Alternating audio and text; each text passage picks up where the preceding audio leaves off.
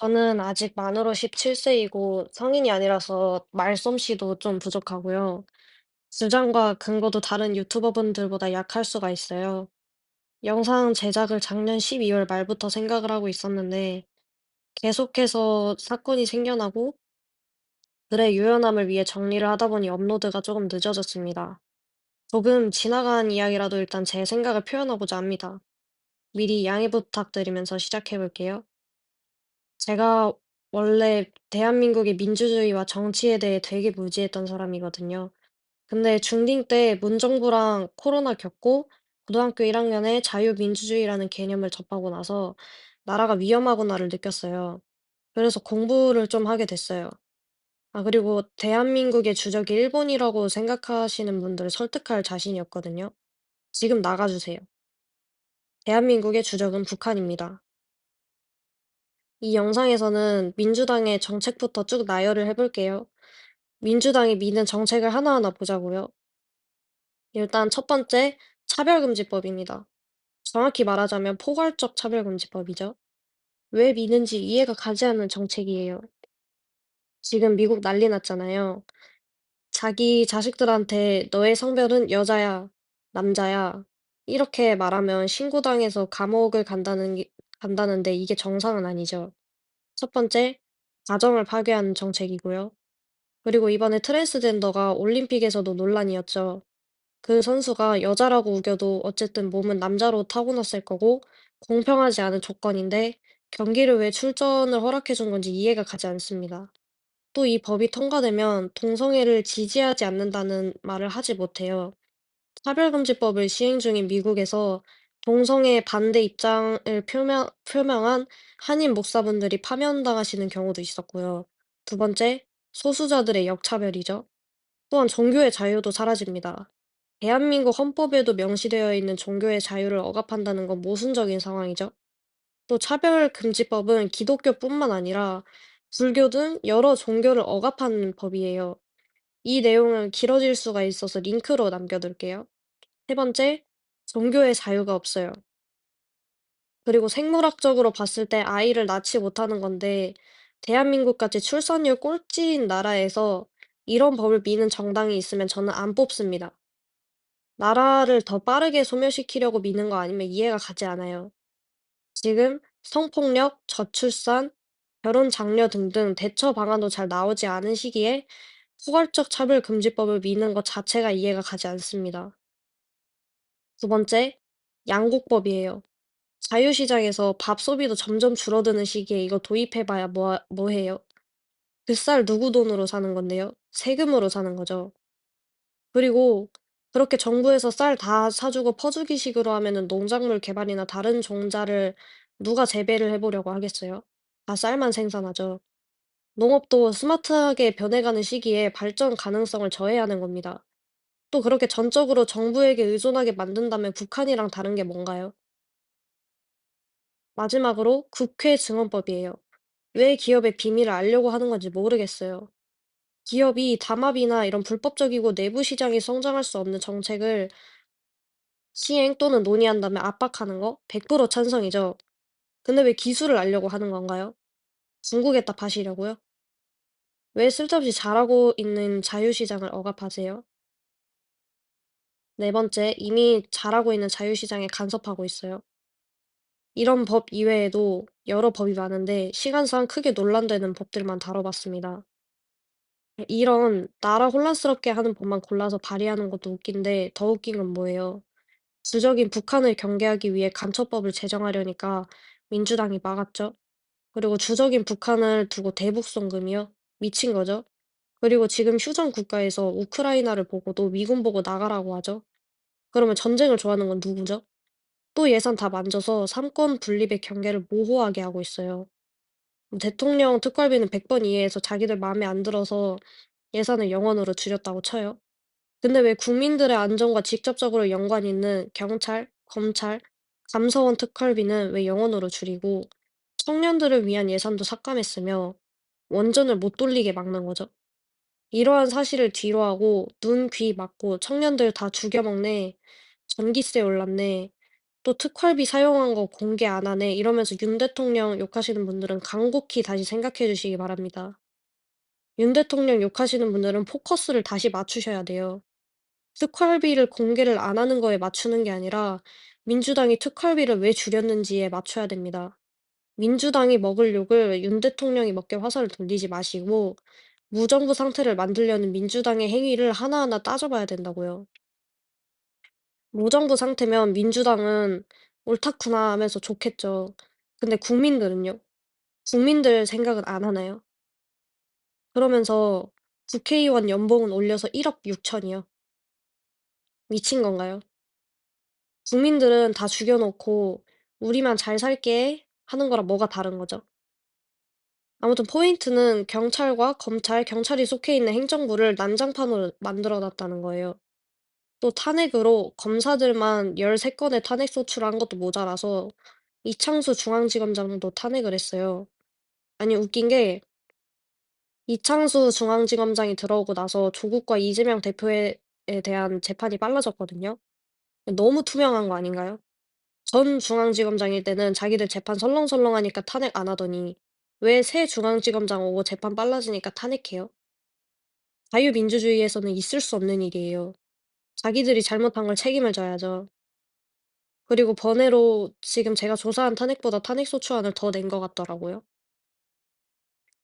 그리고 대통령의 계엄이 불법이고 위헌이며 내란이라고 하시는데 절대 아닙니다. 국회에는 탄핵이라는 권한이 있으면 대통령은 계엄이라는 권한이 있습니다. 계엄 때 국무회의를 거쳤고 국회에 통고를 했으며 국회에서 계엄 해지 투표를 해서 가결이 났고 계엄을 해지했잖아요. 그리고 좌파분들 "전시 상황에서만 계엄을 내리는 거다."라고들 하시는데 왜 그 뒤에 있는 "이에 준하는"이라는 내용을 언급을 안 하시는 거죠? 그리고 지금 상황만 봐도 작년 가을쯤 북한이 비무장지대에 지뢰를 매설하고 다녔다는 뉴스를 엄청 띄웠는데 이게 전쟁 전 징조가 아니면 뭔가요? 또 북한의 행적뿐만 아니라 중국과 러시아에서도 계속해서 군사 훈련을 하고 있다는 소문이 들려오거든요. 근데 이 타이밍에 민주당은 작년 12월 초쯤에 국방 예산을 삭감했어요. 이건 너무 의도가 뻔하지 않나요? 아무튼 오히려 내란은 민주당과 공수처입니다. 내란죄 수사에 대한 권한은 지금 경찰밖에 없는 상황인데 공수처가 대통령 관저로 진입했잖아요. 불법 영장을 가지고요. 또 민주당이 예산을 다 잘라서 거의 무정부 상황을 만들었습니다. 봐요. 경검찰 예산도 다 잘라먹고 탄핵으로 거의 질서 없는 사회를 만들었어요. 특활비를 줄였다는 건 간첩과 마약을 잡지 못하게 만든다는 건데 이러면 누가 내란인 거죠? 특활비 삭감이 얼마나 큰 건지 이해가 안 되시는 분들을 위해 제가 비유도 만들어 왔어요. 만약에 그림을 그리는 화가가 있다고 해 봅시다. 그 화가에게 재료를 공급해 주는 사람이 원래는 화지, 물감, 붓, 색연필, 연필 지우개 등 다 가져다 주시는 분이었는데 그걸 한순간에 다 공급하지 않고 "너 왜 그림 안 그려? 무능한 화가네?" 라고 프레임 씌우는 거랑 같은 거예요. 예산 다 잘라서 손발 다 묶였는데 그러면 할 수 있는 게 뭐였겠어요? 계엄밖에 없었어요. 그리고 일부 중도분들이 "위헌 정당 해산 심판하면 되는 거 아니냐?"라고들 하시는데 국회가 사법부도 마비시켜서 그 방법은 소용이 없습니다. 지금 내란죄 재판만 봐도 판사들 다 탄핵해서 진행하지 못하고 있잖아요. 이런 거 하나하나 다 따져봤을 때 내란은 민주당입니다. 왜 나라 어수선하게 만들고 망하게 만드는 법만 좋은 말로 포장해서 쏙쏙 골라 가지고는 시행하려고 하고 있잖아요. 여러분, 이런 좌파식 선동에 김대중, 길게는 박정희 정부 때부터 속았으면 이제 그만 속으실 때도 되지 않았나요? 저희가 선동과 감성이 약한 나라라는 건 알지만 이건 진짜 심각합니다. 이제 저희는 이성적으로 하나하나 따져가야 해요. 좋은 말로 포장된 말을 "우와, 멋있다." 하면서 따를 게 아니라 포장지를 까서 똥오줌인지 구별을 해야 된다는 말이에요. 또 국민의 의견을 전적으로 반영한다는 입법부 국회에 의존을 할 게 아니라 삼권 분립과 각 부에서 하는 행동을 보면서 경계를 할 줄 알아야 됩니다. 또 투표 관련해서 전라도 분들에게 간곡히 부탁드리고 싶은 게 있습니다. 인기 투표 마냥 전라도라는 이유만으로 '우리는 민주당을 뽑아야 돼.'라는 마인드를 가지신 분이 많아요. 그리고 주변 사람들 다 좌파라 자신도 좌파하시는 분들도 많고요. 네, 제발 용기 내셔서 나오셔야 돼요. 잘못된 선택인 거 뻔히 보이는데 다수가 그렇게 선택하고 따른다고 그걸 굳이 따를 필요가 없는 거예요.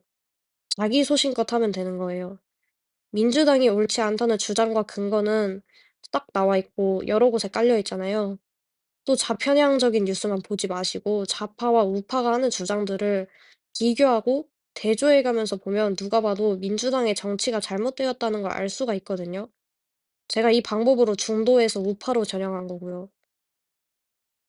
제 친구들도 다 좌파예요. 근데 자기 정치색 밝히지 않는 이상 뭐 지인이랑 연 끊는 것도 아니고 잘 지내더라고요.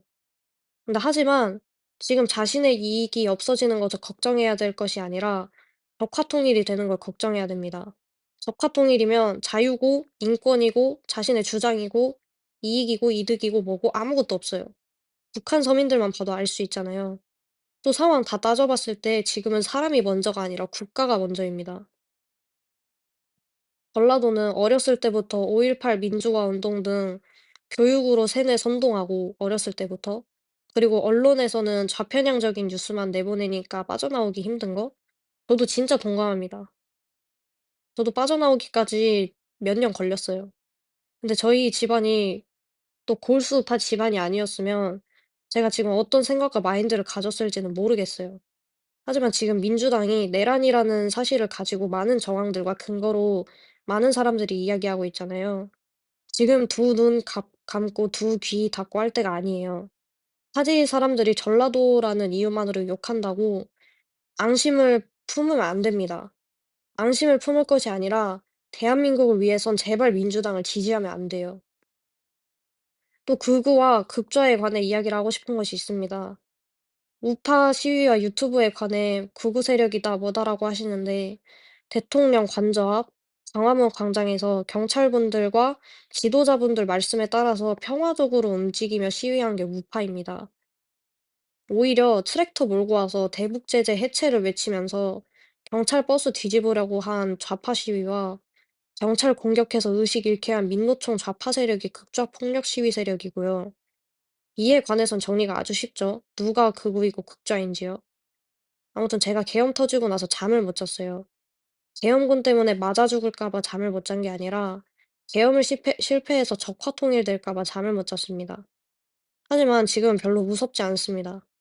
박근혜 정부 때랑은 달라요. 그때처럼 소극적으로 반응하는 우파들이 아니고요. 이젠 인터넷이 활발해서 사람들이 까막눈이 아니기 때문에 진실을 파헤치기 좋은 환경입니다. 하지만 그러기에 좌파들은 그때보다 더 정신 나가서 공격을 엄청 할 거예요. 제가 지금 총 들고 안 싸운다고 전쟁을 안 하는 게 아니라 이거 하나하나가 다 체제 전쟁이고 나라를 지키기 위한 싸움입니다. 한 사람이라도 정신 차리고 북한과 간첩들에게 대항해서 힘을 키워야 돼요. 단순히 우파, 좌파의 싸움이 아니라 대한민국을 수호하려는 세력과 대한민국을 망하게 하려는 세력의 싸움인 거예요. 일부 좌파와 중도인, 더하여 우파들인 대한민국을 수호하려는 세력과 대한민국을 망하게 하려는 간첩과의 싸움입니다.